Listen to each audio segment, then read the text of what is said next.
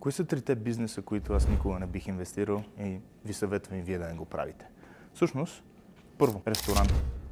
Ресторантите са много и всъщност това, което се случва много често е, че ние имаме ресторант, огромни са разходите в началото, мястото, което сме взели, иска огромен наем, техниката, хората и между другото, намерите персонал за хубав ресторант много трудно. В повечето случаи 80% от ресторантите фалират първите 3 години. Само се замислете на Витошка колко различни ресторанти има през 4-5 години. Ето затова аз не бих инвестирал там. Второ, това, което аз не бих инвестирал, са магазини за дрехи и ритейл. Защо? Има страшно много конкуренция, много е трудно вие да сте различни от другите и в повечето случаи трябва да наемете място, къде е в моловете, да мексте срещу вашата конкуренция или на главните улици. Пък ако нямате топ място за вашия магазин, никой няма да влезне. Така че и самите марджини са много малки. Това не бих инвестирал. Брокерските агенции.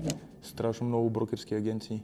Много ще е трудно вие да сте различни. Има много брокери, които са тотално некомпетентни. Има много малко такива, които са компетентни. Да, ако сте компетентен, може да се справите. Но ако просто влизате в един пазар, който е пълен с всички други, които са еднакви като вас и повечето са, няма да имате успех.